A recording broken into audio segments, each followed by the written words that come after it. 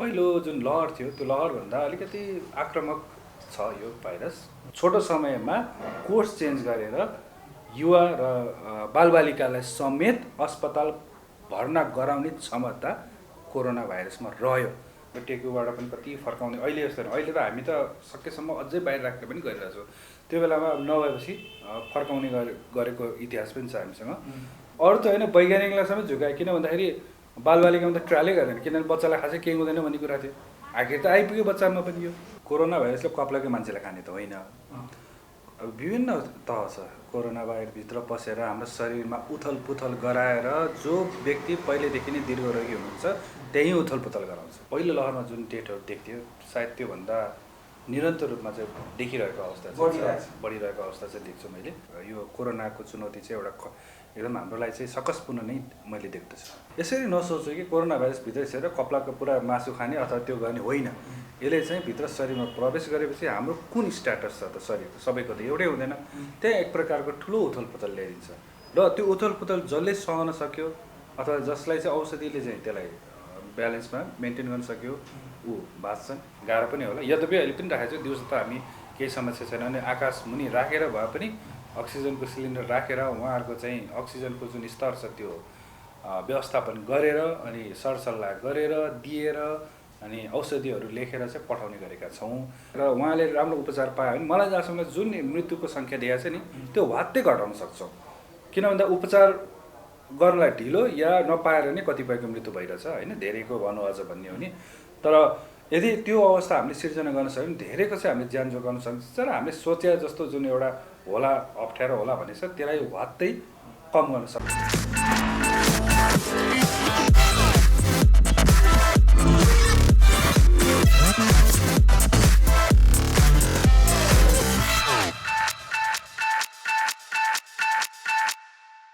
Welcome to क्यानाडाबाट doctor sir. धन्यवाद सर। यहाँ टेकु स्थित अस्पतालमा हुन्छ। यहाँ बिरामीलाई बिहानदेखि बेलुकासम्म केयर गर्ने, जाँच पताल गर्ने के छ सर? लेटेस्ट अपडेट के छ? कतिको मृत्यु भइसक्यो? किनभने यो सेकेन्डचोटि आएको छ, सेकेन्ड भ्यारिएन्ट भनेर भन्छन् डक्टरहरूले, के भन्नुहुन्छ? मृत्यु चाहिँ अब भइ नै रहेछन्। अब दैनिक नभए पनि कुनै दिन 2-3वटासम्म पनि हुने गर्छन् होइन। त्यो सायद मलाई जहाँसम्म लाग्छ हाम्रो लागि अप्रत्याशित नै हो। त्यो हुनु नपर्ने हो भन्ने भयो। तर पनि अब अहिले जुन कोरोना भाइरस तपाईँ सबैलाई थाहा छ, छोटो समयमा यसले एउटा गति लिएको छ अनि त्यो गति तीव्र गतिमा फैलिरहेको अवस्था छ। फैलिने मात्रै होइन, यहाँ भर्ना गर्ने अवस्था सिर्जना गरेको छ र जसले गर्दाखेरि चाहिँ हामीसँग जुन एउटा सीमितता छ बिरामी राख्ने र उपचार गर्ने जुन जनशक्ति छ त्यसले गर्दाखेरि चाहिँ सबैले सेवा नपाइरहेको अवस्थामा अब सेवा नपाउनु भनेको चाहिँ अब मृत्यु हुने सम्भावना बढ्नु हो। त्यो कारणले गर्दाखेरि पनि अब उहाँहरूको चाहिँ अब सङ्क्रमणको कारणले मृत्यु भइरहेको जस्तो चाहिँ देखिन्छ। अब आगामी दिनहरूमा अझ पनि यो तत्काल 1-2 दिनमा त रोकिँदैन, यो यसलाई अरू केही हप्ता त लाग्ला। त्यो कारणले गर्दाखेरि चाहिँ आगामी दिनमा पनि हाम्रो लागि एउटा चुनौती चाहिँ एउटा यो कोरोनाको चुनौती चाहिँ एउटा एकदम हाम्रो लागि चाहिँ सकसपूर्ण नै मैले देख्दछु। जुन डेथहरू हुन्छ नि सर, इन्ट्रेस्टिङ कुरा चाहिँ मान्छेलाई क्युरियोसिटी छ क्या, त्यो डेथ चाहिँ बिकज अफ कोरोना नै हो, बिकज अफ कोभिड नै हो कि अरू कारणले भए पनि बिकज अफ कोभिड भनेर आउँछ रिपोर्ट, के हो?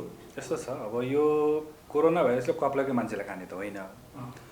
अब विभिन्न तह छ। कोरोना भाइरसभित्र पसेर हाम्रो शरीरमा उथल पुथल गराएर जो व्यक्ति पहिलेदेखि नै दीर्घरोगी हुनुहुन्छ त्यही उथल पुथल गराउँछ।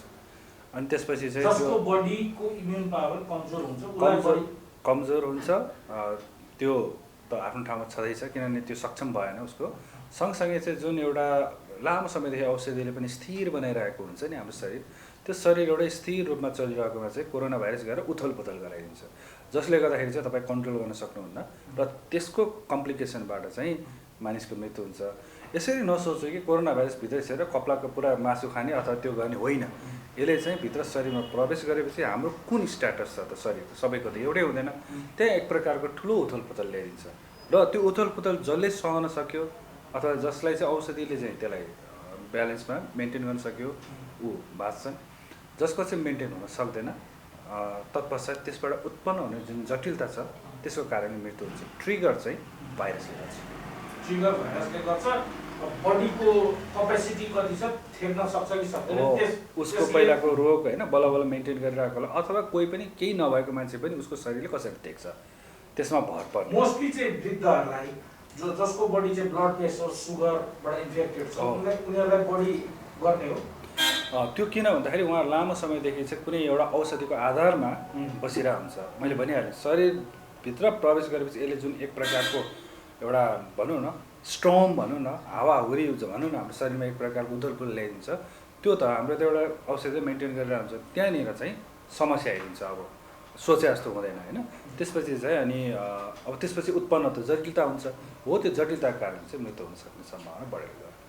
पहिलोचोटिको कोभिडको सङ्क्रमणको डेटा छोडेर यो पछिल्लोचोटि सेकेन्ड भ्यारिएन्ट जुन आयो कोभिडको यसबाट डेथको एकुरेट डेटा के छ तपाईँ यहाँ हस्पिटलमा? होइन, एकुरेट डेटा चाहिँ यो खास तथ्याङ्क उसमा हुन्छ, मैले त्यो हेरेको छैन। तर यसरी चाहिँ म भनौँ कि अब जे होस् जुन पहिलो लहरमा जुन डेटहरू देख्थ्यो सायद त्योभन्दा निरन्तर रूपमा चाहिँ देखिरहेको अवस्था बढिरहेको अवस्था चाहिँ देख्छु मैले। अब हिजै मात्र पनि 2-3वटा चाहिँ ल्याउँदै ल्याउँदै मरेको भन्ने कुरा आएको छ। ल्याउँदै यहीँ अस्पताल उपचार होइन कि अब बाटोमा होइन, जो यहाँ ड्युटीमा बस्नुहुन्छ उहाँको कुरा गर्दाखेरि त्यसले गर्दाखेरि चाहिँ अहिले अब कसरी हेरौँ भन्दाखेरि पहिलो जुन लहर थियो त्यो लहरभन्दा अलिकति आक्रामक छ यो भाइरसको भेरिएन्ट भनौँ, किनभने भाइरस त त्यही हो तर अलिकति भाइरसको जुन एउटा फरक स्वरूपमा आएको छ। यो पक्कै पनि फर्केर आउँदा चाहिँ शक्तिशाली भएरै आएको भन्न सकिन्छ। योभन्दा अगाडि चाहिँ अब यो जुन वैज्ञानिकहरूले चाहिँ अब छ है भनेर प्रमाणित गरेको थियो यी भेरिएन्टहरू त भारत अथवा युके अथवा अरू देशहरू देखिरहेको थियो, तर यहाँ आउँदाखेरि चाहिँ व्यावहारिक रूपमा पनि झन्डै झन्डै त्यस्तो देखिरहेको अवस्था चाहिँ छ।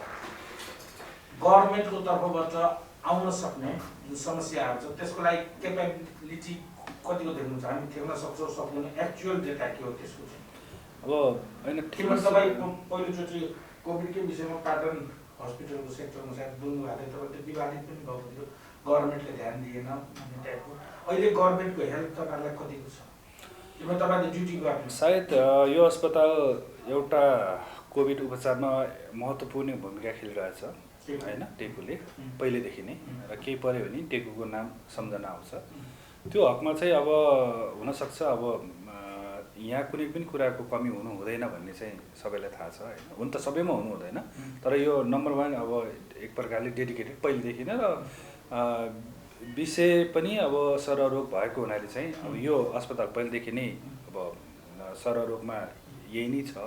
त्यसले गर्दाखेरि चाहिँ अब अहिलेसम्म खास जुन अवस्था छ हामीलाई अलिकति चाहिँ सङ्क्रमितको सङ्ख्या बढेर होला, अब ठाउँ अलिकति सीमित छ, जनशक्ति अब सीमित हुने नै भयो होइन। त्यो कारणले गर्दाखेरि त्यो बाहेक मलाई जहाँसम्म लाग्छ अब अहिले हामी त अलिकति मानसिक रूपमा तयार नै थियो, किन भन्दाखेरि यो त निरन्तर चलिरहेको थियो। जुन बेलामा कोरोना भाइरस मत्थर भएको अवस्था थियो त्यो बेलामा पनि हामी त तयारी अवस्थामै थियो।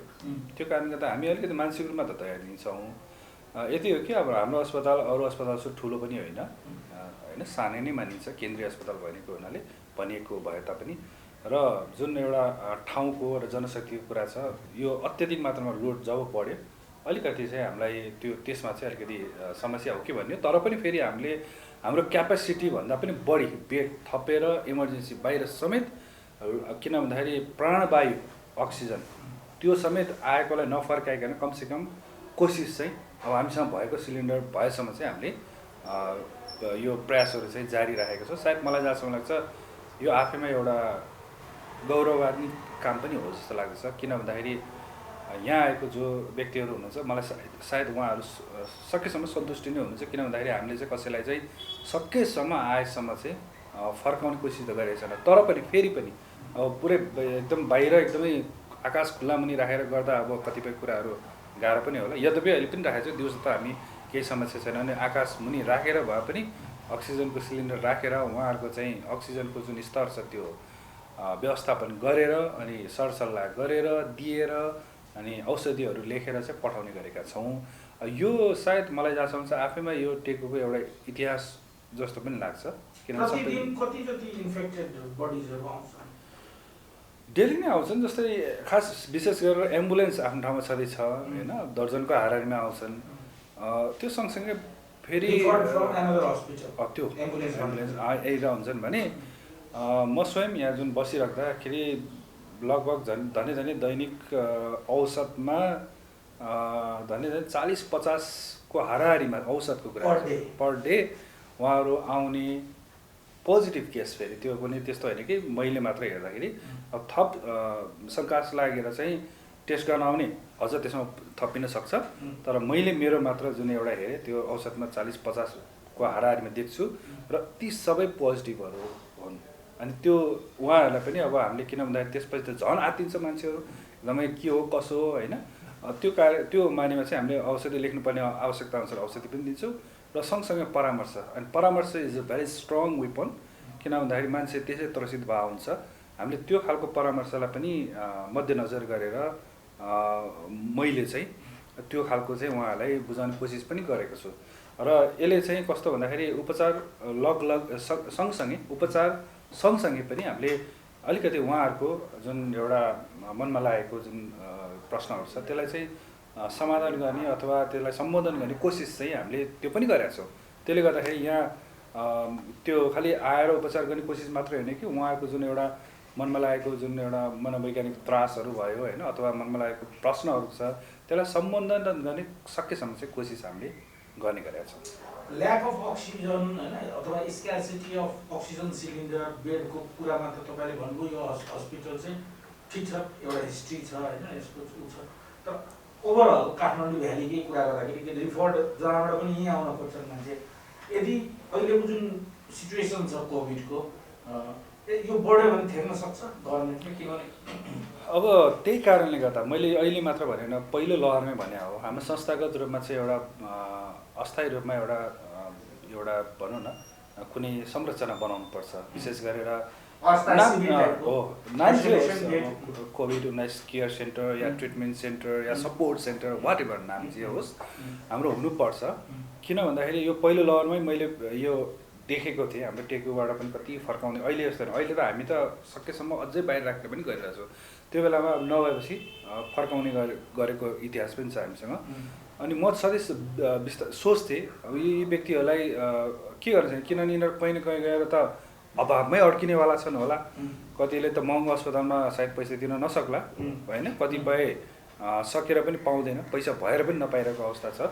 त्यो भएको हुनाले चाहिँ एउटा ठुलो ठाउँ कतै चाहिँ हामीले त्यस्तो राखेर त्यहाँ, किनभने जनशक्तिहरू सायद कति काम नपाएर खोजेर भौताएर बसेको छ, उनीहरू सबैलाई चाहिँ बोलाएर होइन, स्टाफ नर्सिङको कुराहरू होला अथवा एचएमको कुराहरू। अब त्यो मैले पहिलो यो चाहिँ मेरो एकदमै क्याम्पेनै हो, मेरो एउटा क्याम्पेन हो, मेरो स्वर हो। त्यो तपाईँहरू मार्फत मैले भनेको थिएँ पहिलेदेखि नै। अब त्यो भयो भने म खुसी हुन्छु। त्यो खालको एउटा क्याम्प हुनु पऱ्यो जहाँ चाहिँ स्वास्थ्य कर्मीहरू जो बाहिर हुनुहुन्छ, जो होइन सायद मलाई जहाँसम्म उहाँहरू पनि मनबाट काम गर्ने इच्छुक होला, उहाँहरू सबलाई चाहिँ ल्याएर त्यो ठाउँमा हामीले धेरैभन्दा धेरैलाई अब अक्सिजन सेचुरेसन ड्रप हुने बित्तिकै त्यो ठाउँमा जाने र उहाँले राम्रो उपचार पायो भने मलाई जहाँसम्म जुन मृत्युको सङ्ख्या दिएको छ नि त्यो वात्तै घटाउन सक्छौँ। किन भन्दा उपचार गर्नलाई ढिलो या नपाएर नै कतिपयको मृत्यु भइरहेछ होइन, धेरैको भनौँ अझ भन्ने हो नि। तर यदि त्यो अवस्था हामीले सिर्जना गर्न सक्यौँ धेरैको चाहिँ हामीले ज्यान जोगाउन सकिन्छ। र हामीले सोचे जस्तो जुन एउटा होला अप्ठ्यारो होला भनेछ त्यसलाई वात्तै कम गर्न सक्छौँ। तर यसप्रति अब सबैको एकताबद्ध भनौँ त्यो चाहिँ जनाउनु जरुरी छ। किन भन्दाखेरि त्यो नभइकन त एकजना जस्तो उदाहरण मैले बोलेँ, यो त मेरो आइडिया नहो होइन, मैले सबैको हो। त्यो चाहिँ अब विश्वास त होइन, विश्वास अब गर्नुपर्छ। किन भन्दाखेरि म अलिकति सकारात्मक सोचमा बढी रमाउँछु होइन, गर्नुपर्छ भन्ने हो। अब गर्दैन केही हुँदैन म भन्न चाहदिनँ, कहिले पनि मेरो मुखबाट कहिले पनि आउँदैन। कोसिस गर्नुपर्छ। यद्यपि म एक्लैले केही गर्न सक्ने त होइन, मैले फेरि पनि भने यसको लागि फेसिलिटेटरहरू जस्तै सम्बन्धित निकायहरू होला होइन, उहाँहरूको चासोमा जानुपर्छ भन्ने हो। तर अब मैले यो कुरा जुन एक प्रकारको जुन आइडिया भनौँ यो मैले सायद घरि भनि पनि रहेको छु, भयो भन्ने चाहिँ सब राम्रो, तर हुनुपर्छ भन्ने चाहिँ मेरो एउटा भनाइ हो। अब कोही न कोहीले त सुनोस् भन्ने चाहिँ मेरो चाहना हो र त्यो अनुसार गर्न पायो भने कमसेकम आगामी दिन केही हप्ता हाम्रो लागि एकदमै पीडादायी नै छ। अब यसमा ढाँट्नु पनि केही कुरै छैन। मैले त मृत्युदर बढ्न सक्छ। पीडादायी भनेको यो जुन अवस्था छ यो अझ खराब हुनसक्छ, यसरी बुझौँ पहिला।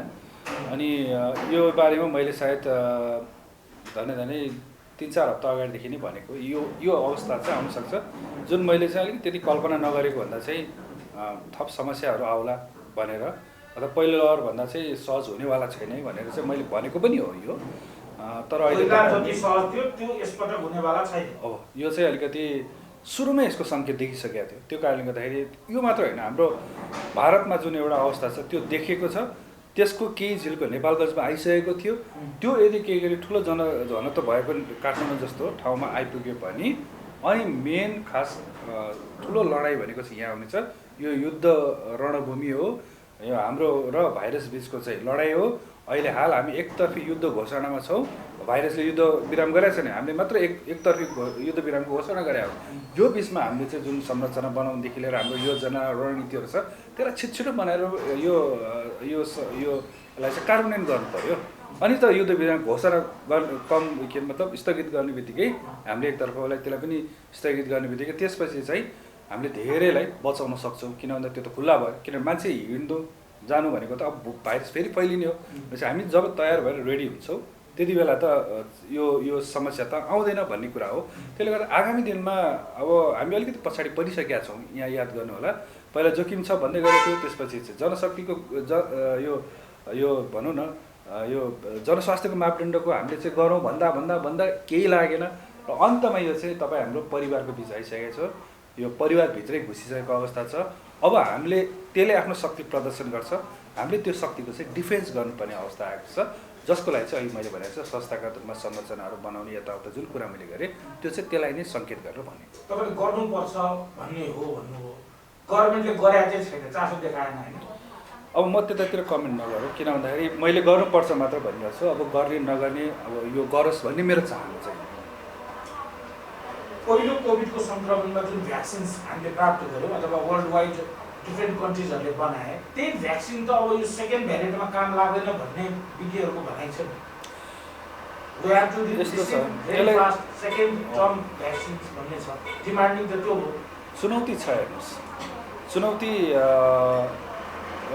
किन छ भन्दाखेरि चाहिँ अहिले हामीले कुरा गऱ्यौँ कोरोना भाइरसले आफ्नो स्वरूप परिवर्तन गर्छ। पहिलोभन्दा अहिले यो आक्रामक भएर आएको छ, यसमा दुई मत रहेन। र समयक्रम अनुसार यो म्युटेसन हुन्छ, यो प्राकृतिक हो हुन्छ अरे र धेरै भेरिएन्टहरू बनिसकेको होला। तर जसमध्येमा चाहिँ यदि कमजोर छ भने हामी त्यसलाई वास्ता गर्दैनौँ, किन भन्दा त्यसले खासै समस्या ल्याउँदैन। तर यदि केही गरी चाहिँ कोरोना भाइरसले समुदायमा तहल्का मचाउन थाल्यो भने हामी के भयो भनेर हेर्छौँ, त्यो बेलामा चाहिँ कोरोना भाइरसको स्वरूप परिवर्तन भएको पाउँछौँ। र त्यो परिवर्तन हुनु भनेको चाहिँ अब हामीले त त्यो भ्याक्सिन छ त्यो टार्गेट गरेको त अलिक अगाडिको कोरोनालाई हुन्छ होइन। त्यो भएको हुनाले चाहिँ केही म्युटेसन हुन्छ, त्यो समय क्रमअनुसार बढ्दै जान्छ र हामीले पनि उसको स्ट्राटेजी भाइरसको रणनीति अनुसार, रणनीति भनौँ किनभने म्युटेसन हो, त्यसको रणनीति अनुसार हामीले पनि रणनीति बदल्नुपर्छ। भ्याक्सिनमा पनि त्यही हुन्छ। जस्तो इन्फ्लुएन्जाको भ्याक्सिन पनि हरेक सिजनमा चाहिँ बदलेरै आउँछ, त्यहाँको त्यो जुन कम्पोनेन्ट छ त्यो बदलिन्छ नि। त्यस्तै सायद हुनसक्छ भविष्यमा चाहिँ हरेक समयक्रमअनुसार चाहिँ हामीले भएको अहिलेको भ्याक्सिनको कम्पोनेन्ट बदल्नुपर्ने हुन्छ। फर इक्जाम्पल स्पाइक प्रोटिन हामीले युज गर्छौँ अहिलेको कोभिसिल्डमा, त्यो स्पाइकमा धेरै म्युटेसनहरू आइरहेको भन्ने कुराहरू आएको छ। र यदि त्यो अत्याधिक मात्र म्युटेसन भयो भने त्यसको जुन हुबहु कपी हुन्छ त्यो चाहिँ फालेर अर्को देखिरहेको हाल करेन्टली देखिरहेको त्यसको चाहिँ जिन कोड भएको चाहिँ हामीले राख्नुपर्ने हुन्छ, जसले गर्दाखेरि चाहिँ त्यो ठोक्किने बित्तिकै हाम्रो शरीरमा त त्यो लगाएर त बनिसकेको हुन्छ र नेचुरली उसले इन्फेक्सन गर्ने बित्तिकै त्यसलाई चाहिँ त्यसको विरुद्ध त्यसलाई नष्ट गर्ने चाहिँ क्षमता हुन्छ। त्यसरी चाहिँ हामीले त्यो आगामी दिनमा हो, तर तत्काल तुरुन्तै चाहिँ सायद भइन होला, तर आगामी दिनमा चाहिँ त्यो नहोला भन्ने कुरा चाहिँ हामीले चाहिँ भन्न चाहिँ सकिँदैन, किनभने त्यो खालको समस्याहरूको चाहिँ हामीले अहिलेदेखि नै सोच्नुपर्ने अवस्था चाहिँ हुन्छ। इन्डिया चाहिँ हामीले देख्यौँ छिमेकी रूपमा त्यही स्केलमा नेपालमा हुने सम्भावना अब टर्यो होइन, किनभने त अब लकडाउनमा छ हामी, त्यो टरेको हो। किनभने जहाँ जनघनत्व बढी हुन्छ त्यहाँ आक्रमण हुने भन्ने तपाईँले भन्नुभयो, त्यो भिड त कम भइसकेको छ। अब यस्तो छ अब यो मैले भनिहालेँ, यो एकतर्फी युद्ध विराममा हामीले यदि प्रभावकारी रूपमा यसको अनुसरण गऱ्यो भने चेन ब्रेक, किनभने चेन ब्रेक नै हाम्रो मेन उद्देश्य हो, चेन ब्रेक होला। तर यो जिरोमा त जाँदैन। त्यसपछि पनि खोलिसकेपछि पनि यदि के गरे चाहिँ हामीले जनस्वास्थ्यको मापदण्डलाई निरन्तरता दिएन अनि टेस्टिङलाई पनि हामीले दायरा बढाएन भने चाहिँ फेरि नफैलेला भन्न सकिँदैन। किन पहिलो लहरमा पनि त्यही गरेर 3 महिनासम्म लकडाउन गरेकै थियो, देखियो। त्यसपछि फेरि निषेधाज्ञा लगाए, तत्पश्चात त भारै बढ्यो। किन भन्दाखेरि हामीले निषेधाज्ञा पनि गऱ्यो, लकडाउन पनि गऱ्यौँ, तर गरे तापनि त्यसपछि जुन अपनाउनु पर्ने सावधानी छ हामीले अपनाएनौँ। हामीले सोच्यौँ कि अब लगभग यो चाहिँ अब केही सक्यो कि भन्यो, तर त्यो आखिर त मैले के भन्ने गरेको छु भन्दा यहाँ अलिकति सानो एउटा समूह छ, अहिले पनि सायद यसको अनुसरण होइन राम्रोसँग नगरे होला, यसले चाहिँ प्रभावकारी हुँदैन कि। एउटा सानो चक्र हुन्छ, ठुलो एउटा उसमा त चेन ब्रेक गर्नलाई गऱ्यो, सानो एउटा चक्र हुन्छ जुन चक्र चाहिँ फेरि कुनै पनि बिन्दुमा गएर त यो निषेधाज्ञा त तोड्छ, बन्द मतलब खुल्ला हुन्छ। त्यो बेलामा ती व्यक्तिहरू बाहिर जान्छ र फेरि ठुलो समूहमा मिसिन्छ र बिस्तारै यो बढ्ने क्रम हुनसक्छ। यही खालको तस्बिर गएको वर्ष पनि हाम्रो पहिलो लहरमा थियो। किनभने यदि सबै निषेधाज्ञा लकडाउन ठिक पार्थ्यो भने त्यसपछि किन बढ्यो त? किन बढ्यो भन्ने समीक्षा नभएसम्म चाहिँ हामीले चाहिँ डाइरेक्ट यो यति गरिदिन सक्यो भनेर भन्नलाई गाह्रो छ। युकेमै 3-4 कतिचोटि चाहिँ होइन लकडाउन गर्नुपर्ने अवस्था, किन वेब त आइ नै रह्यो होइन। त्यो कारणले गर्दा अहिले उनीहरूको देशमा अब लगभग धेरैले भ्याक्सिन लगाउनु पाइरहेछ। सायद अब आगामी दिन के हुन्छ त्यो त हाम्रो चासोको विषय पनि होला होइन।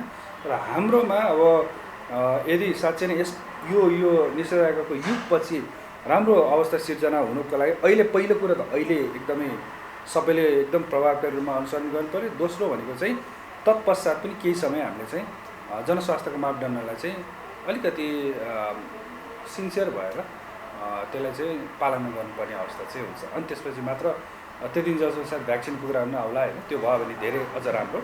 तर पनि यो खालि निषेधाज्ञा लगाउने बित्तिकै सबै कुराहरू चाहिँ हुन्छ भने चाहिँ यो बिचमा हामीले कसरी यसलाई प्रभावकारी गर्छौँ, प्रभावकारी बनाउँछौँ र तत्पश्चात पनि अरू केही समय चाहिँ हामी कसरी यो भन्नुभयो कि लकडाउनले केही समयको लागि क्योर त गर्यो, त्यो गर्न दिएन, तर जुन डेली लाइफ थियो त्यसमा सुधार भएन भने फेरि यो एगेन आउन सक्छ। किन भन्दाखेरि सानो चक्र कहीँ न कहीँ रहन्छ कि त्यो व्यक्तिहरू बाहिर त निक्लिन्छ र फेरि पनि कुरो त त्यही हो, एक व्यक्तिबाट अर्को व्यक्तिमा सर्ने न हो भनेपछि त्यो व्यक्तिहरू जताततै फैलिन थाले बिस्तारो अप हुँदै जान्छ होइन। यो चाहिँ हाम्रो गएको वर्षै हाम्रो इतिहासले सिकाएको कुरा हो। सिक्नुपर्छ हाम्रो गल्ती के छ, हाम्रो कमजोरी के थियो, त्यो नसिकिकन चाहिँ हामीले साँच्चै नै डिफिट गर्नलाई चाहिँ गाह्रो नै हुन्छ। र त्यो सँगसँगै चाहिँ एउटा भाइरस एकदम ट्रिकी छ है, एकदम चलाक छ, हामीभन्दा एक स्टेप अगाडि छ। अस्तिसम्म हामीले कसलाई चाहिँ सबभन्दा एकदम डर हुन्छ, यो जोखिम हुन्छ भन्दा ठ्याक्कै भनिदिन्थ्यो 60+ बुढाबुढी दीर्घरोगी। अहिले हेर्नुहोस् यो कोर्स चेन्ज भएर युवा बालबालिकामा समेत गयो, इट्स भेरी ट्रिकी। सो आगामी दिनमा देखाउने जुन हरकत छ त्यसलाई चाहिँ हामी पछ्याइ नै राख्नुपर्ने हुन्छ र पछ्याउनको लागि चाहिँ पक्कै पनि हामीले अब यो भनौँ न यसले के कस्तो अवस्था ल्याउँछ, यसले के हरकत चाहिँ गर्छ भनेर हेर्नुपर्ने जरुरी हुन्छ। किन भन्दाखेरि अघि पनि भनिहालेँ यसले जेनेटिक चेन्ज स्वरूप परिवर्तन गरिरहन्छ। स्वरूप परिवर्तन भएपछि आनी बानी व्यवहारमा पनि फरक पर्न सक्ने सम्भावना त रह्यो, त्यही नै देखायो अहिलेकोले। त्यो कारणले गर्दाखेरि चाहिँ हामीसँग जे अनुभव छ ठिक छ, तर त्यसले पुग्दैन। त्यो अहिले हामीले प्रयोग गरिरहेछौँ, तर पनि हामीले यसले चाहिँ अलिकति ट्रिक गरिरहेछ होइन।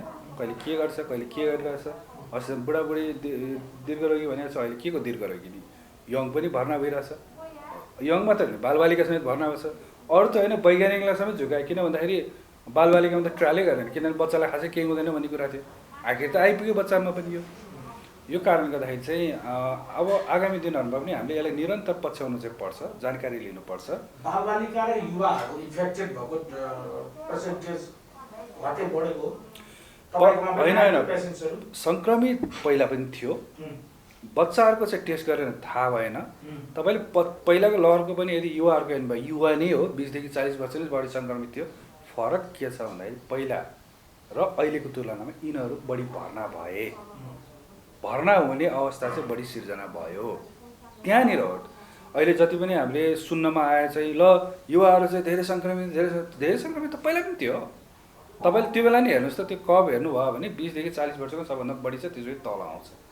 तर त्यो माथि भए पनि मृत्यु हुनेको चाहिँ माथि त्यो कप चाहिँ फेरि ज्येष्ठ नागरिकको बढी हुन्थ्यो मृत्युको cup because of different disease हो होइन डिजिज उमेर जे छ यो दीर्घरोगी र वृद्धमा यो सङ्क्रमित हुने सङ्ख्या युवाहरूको एकदम हत्ता यस्तो हो।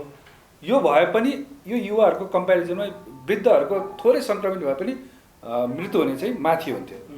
अब अहिले फरक के हो भन्दाखेरि मैले हेर्दाखेरि चाहिँ अरू सबले युवाहरू सङ्क्रमित भए धेरै सङ्क्रमित भन्दा नि मृत्यु सरी यो के अरे अस्पताल भर्ना गराउने अवस्था चाहिँ जुन बढायो नि त्यो चाहिँ मेरो लागि अलिक बढी चाखलाग्दो तर चिन्ता भनौँ न। किन युवाहरू भने त अब देशको एउटा जो अहिले आवश्यक पर्ने वर्ग न हो होइन।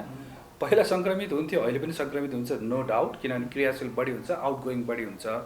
तर त्यो बेलाभन्दा तुलनात्मक रूपमा है फेरि हुँदै भएको थिएन भन्न खोजे होइन फेरि तुलनात्मक रूपमा चाहिँ त्यो बेलाभन्दा अहिले चाहिँ बढायो। So there is something wrong with virus आक्रामक भयो त्यो समूह चेन्ज गर्यो कोर्स नै चेन्ज गर्यो र त्यति मात्र होइन बालबालिकालाई पनि भर्ना गराउने अवस्था भयो। मैले अस्ति भर्खर यहीँ बस्दाखेरि एक वर्षको बालकमा 3 दिनको ज्वरो आएको छ एउटा पुरै फोक्सोनी निमोनिया भएको छ।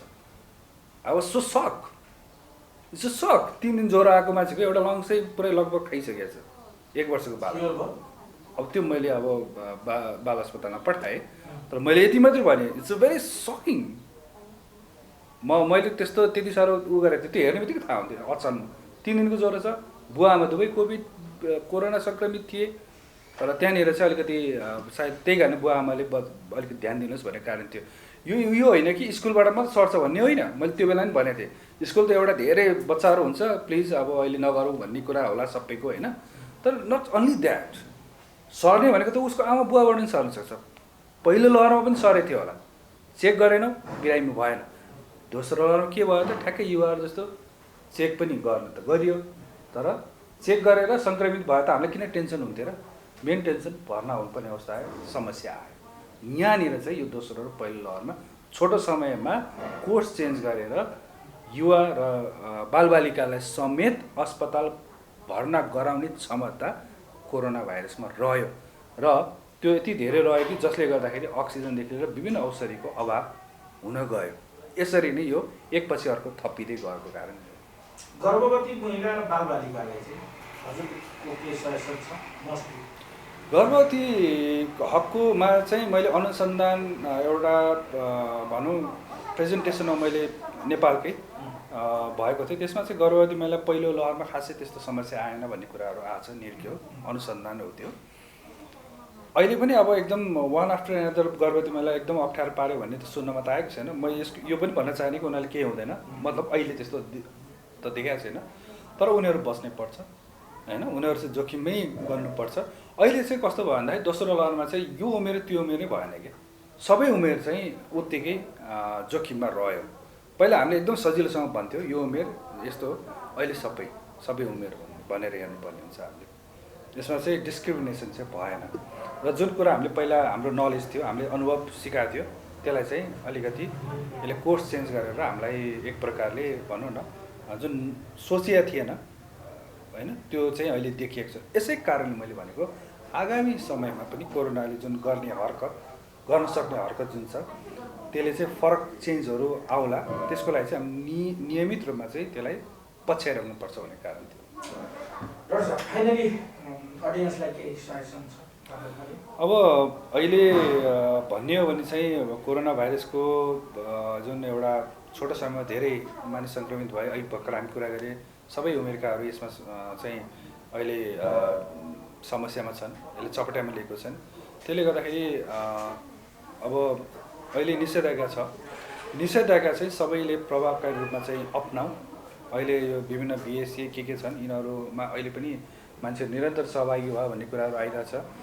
त्यो भयो भने चाहिँ एउटा सानो चक्र रहि नै रहेछ सानो ठुलो नहोला त्यो सानो चक्र चाहिँ पछि निषेधाज्ञा चाहिँ अन्त कुनै न कुनै बिन्दुमा गएर गर्नैपर्छ। त्यो बेला निक्लेपछि फेरि त्यो समुदायमा जान्छ र त्यसको केही हप्ता महिनामा फेरि समस्या आउला कि भन्ने हामीलाई यो पछिल्लो लहरको इतिहासले सिकाएको त्यो नहोस् भन्ने चाहिँ मेरो चाहना हो। त्यसले गर्दा अहिले जुन अवस्थामा छ हामी एकदमै संयमित भएर सबैजनाले यो सबैजनालाई मैले भने होइन, जो यो राजनीतिक कर्मी होस् कि यो सर्वसाधारण सबैले चाहिँ पालना गरौँ, ताकि निषेधाज्ञामा यत्रो दुःख पायो, धेरैको आर्थिक होइन चाहिँ तहस नहस भयो होला, अरूभन्दा पनि गरिब खाने जो दैनिक रूपमा छ उहाँलाई ठुलो समस्या परिरहेछ।